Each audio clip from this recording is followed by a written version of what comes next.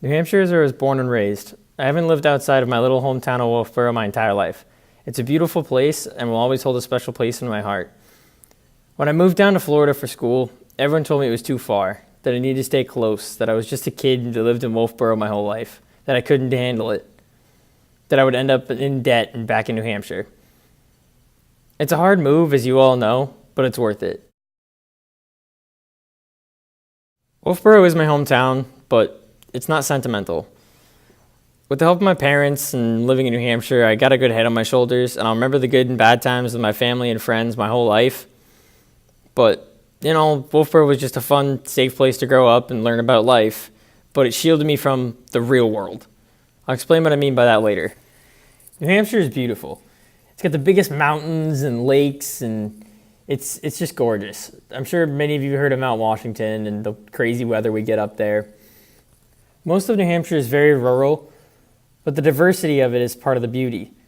In the tiny state, you can find cities, suburbs, beach towns on the ocean, but most of all, most of the state is secluded little towns like mine in Wolfboro. Wolfboro is really small, like very small. There's only about 2,000 year-round residents, and it jumps to about 9,000 in the summer because of tourism. For Wolfboro especially, the lake is what brings in all the people. Everyone comes in the summer to enjoy it with their families, and they really have their summer vacation. But if you ask any of us that live there year-round about the tourists, we'll all complain about it for an hour. Being such a small state, New Hampshire in general has a little bit of the small town mentality.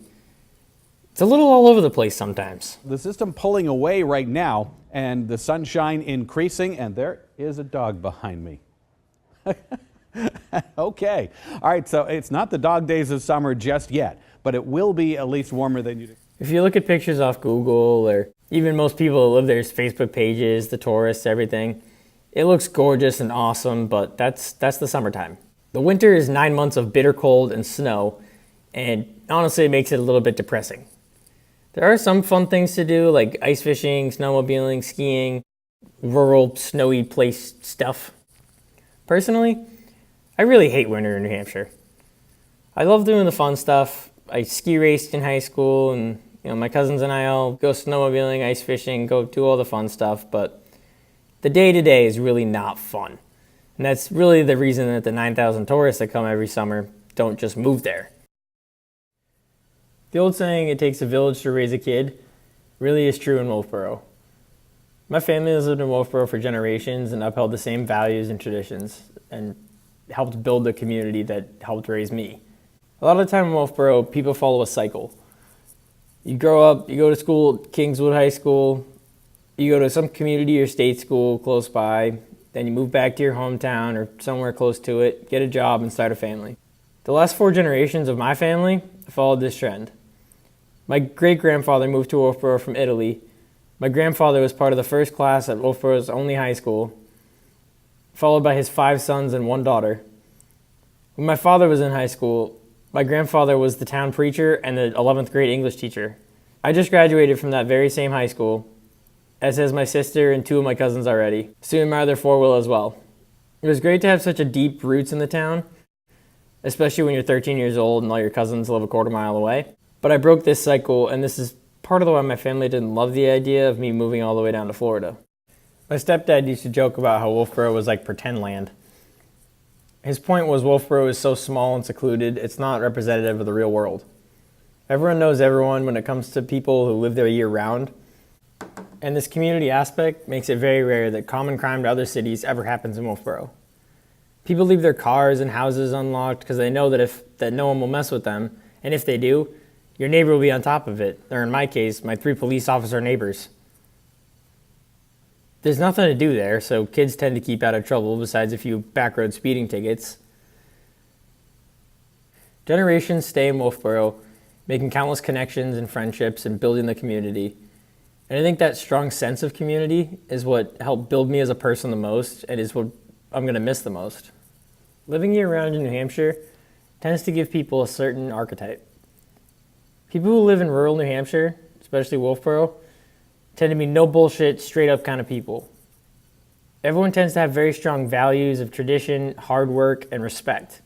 This archetype could be made a million ways.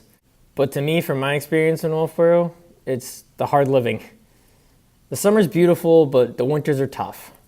It's the winters that make people stay there, the people that they are.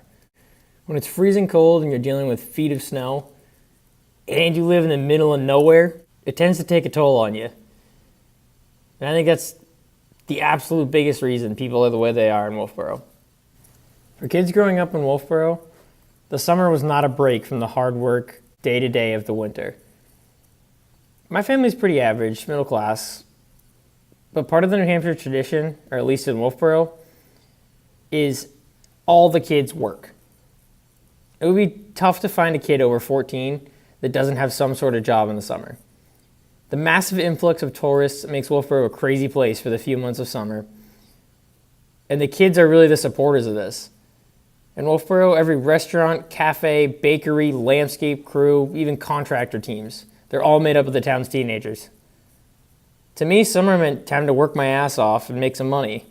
But it's warm, so after, instead of going skiing or snowmobiling, we can go jump in the lake. Everyone in the community really do hold these values and for the most part hold up that archetype.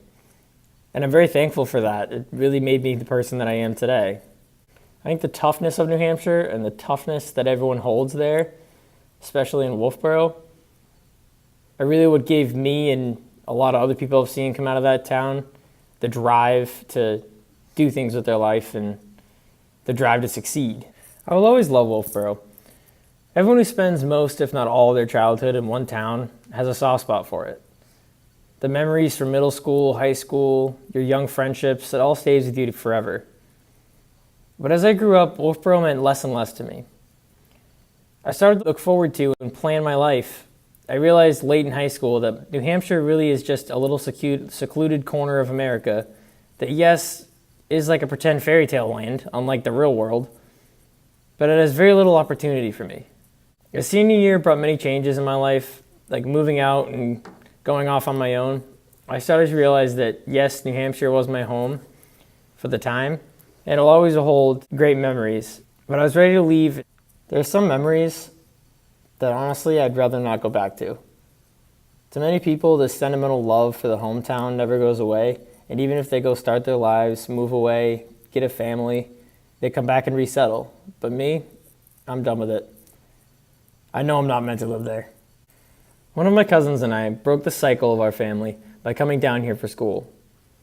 The commonality between the two of us is that New Hampshire was not kind to us. We both had a rough time near the end of high school, and we both had a falling out with our families. Basically just for being individuals and making our own paths. Ironically, I think that growing up in New Hampshire is what gave us the drive to get out of there. We both saw our families, the cycle, and didn't want to repeat it. Although I'm extremely thankful for the man Wolfboro made me, I'm more than ready to move forward with my life and reach for bigger and better things that lie beyond the cold little state.